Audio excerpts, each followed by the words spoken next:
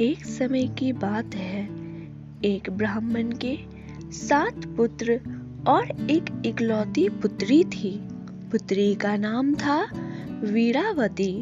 वीरावती अपने 7 भाइयों की लाडली थी, क्योंकि एक तो वह इकलौती थी और उसके सारे भाई उससे बहुत ही प्रिय करते थे।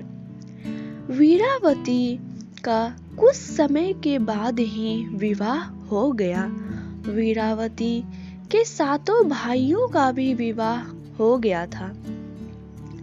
वीरावती विवाह के एक बार ही अपने मायके आई थी, जिसे देखकर उसके 7 भाई बहुत ही प्रसन्न हुए और उनकी पत्नियां भी बहुत खुश हुई। फिर वीरावती ने कुछ समय वहां पे बिताने के बाद करवा चौथ व्रत करने का मन में ठाना। उसने करवा चौथ का व्रत रखा और पूरे दिन निर्जला उपवास करने का मन में संकल्प लिया। लेकिन जैसे ही शाम होने लगा, वीरावती भूख से व्याकुल होने लगी, मानो जैसे उसे बर्दाश्त ही ना हो रहा हो भूख कि वह शाम तक कैसे रहेगी। अपनी बहन की इस स्थिति को देख करके 7 भाई बहुत विचलित होने लगे कि हम ऐसा क्या करें जिससे कि हमारी बहन का कष्ट दूर हो जाए। जब 7 भाई खाना खाने बैठ गए तो अपनी बहन से आग्रह करने लगे कि बहन आओ हमारे साथ भोजन कर लो। लेकिन बहन ने बोला कि भैया आज मेरा निर्जला व्रत है, मैंने आज करवा चौथ का व्रत रखा है, चंद्रमा को अर्घ देने के बाद ही मैं खा सकती हूँ, लेकिन अभी तक चांद भगवान निकले ही नहीं हैं। बहन की इस हालत को देख करके उसके भाइयों ने एक उपाय सोचा। उन्होंने कहा कि हमारी बहन ज्यादा देर तक भूखी नहीं रह सकती है, इसीलिए हमें ही कुछ करना होगा। उन सब भाइयों ने अपने ही घर के पास के एक पीपल के पेड़ पर दीपक जला करके चलने की ओट में रख दिया, मानो जैसे दूर से कोई देखे तो लगे जैसे चंद्रमा ही है।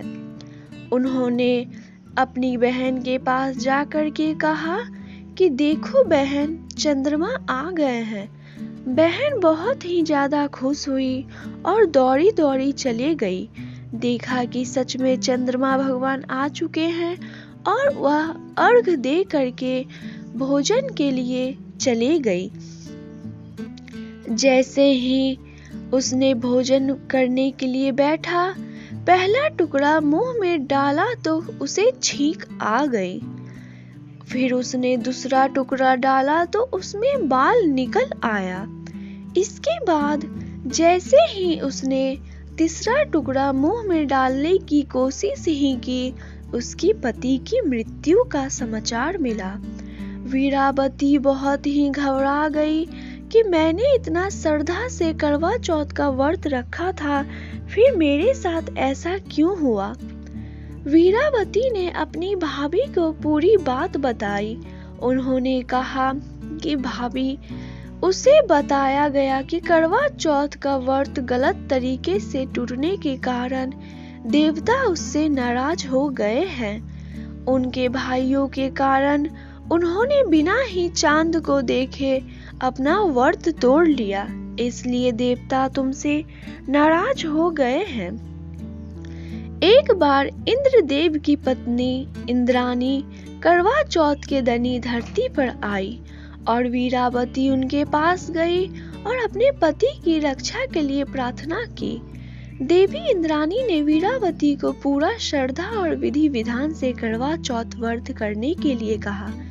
इस बार वीरावती ने पूरा श्रद्धा से करवा चौथ का व्रत रखा और उसकी श्रद्धा और भक्ति को देख करके भगवान प्रसन्न हुए और प्रसन्न होकर के वीरावती के सदा सुहागन का आशीर्वाद दिया और उसका पति पुनः जीवित हो गया।